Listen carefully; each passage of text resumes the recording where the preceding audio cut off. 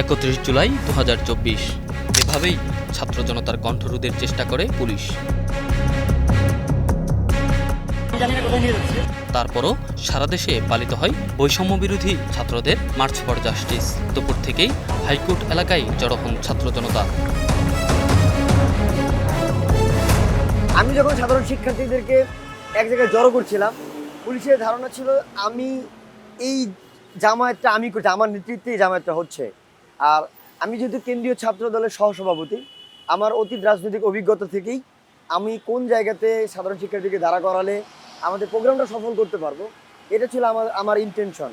আমার সাথে new model বিশ্ববিদ্যালয়ের নাহিদ ছিল। নাহিদকে অ্যারেস্ট করেন, পরবর্তীতে নাহিদের সাথে সাথে আমাকে অ্যারেস্ট করে। আমাদের দুজনকে যখন টেনে হিস্ট্রি নিয়ে যাচ্ছিল, এই জায়গা থেকেই, এই গাছের পাশ থেকে আমাদেরকে অ্যারেস্ট করে নিয়ে যাচ্ছিল। পুলিশ আমার গলা চেপে ধরেছিল, নাহিদেরও মুখ চেপে ধরেছিল। সেদিন আন্দোলনকারীদের হঠাৎই পুরোদমে চড়াও হয় পুলিশ। আটক হন বেশ কজন। এত সবের পরও সেখানে প্রায় 3 ঘন্টা অবস্থান নেন শিক্ষার্থীরা। এক পর্যায়ে আন্দোলনে সামিল হন ঢাকা বিশ্ববিদ্যালয়ের শিক্ষকেরা। হাইকোর্টের ভেতরে মিছিল করেন আইনজীবীদের একটি দল।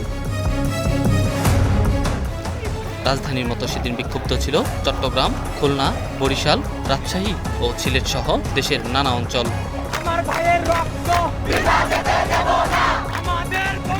মার্চ ফর জাস্টিস বানচালে চড়াও হয় আওয়ামী লীগ, ছাত্রলীগ নেতাকর্মীরাও। আন্দোলনকারীদের ছত্রভঙ্গ করতে সাউন্ড গ্রেনেড, টিয়ার শেল ছুড়ে পুলিশ। সারা দেশে আটক হন শতাধিক বিক্ষোভকারী। এদিনই গণগ্রেপ্তার, হামলা মামলার প্রতিবাদে নেতাকর্মীদের মার্চ ফর জাস্টিসে সর্বাত্মক সহযোগিতার নির্দেশ দেন বিএনপির ভারপ্রাপ্ত চেয়ারম্যান তারেক রহমান। বিএনপির পক্ষ থেকে এবং শিক্ষার্থীদের পক্ষ থেকেও যখন আমরা একটা কর্মসূচি পেলাম মার্চ ফর জাস্টিস, আমি আহত হওয়ার পরেও 31 জুলাই 2024 এই হাইকোর্ট চত্বরে এসে জড়ো হয়েছিলাম, যেখানে north south university, east West university এবং ব্রাক ইউনিভার্সিটির শিক্ষার্থীদেরকে আমি এক জায়গায় জড়ো করছিলাম।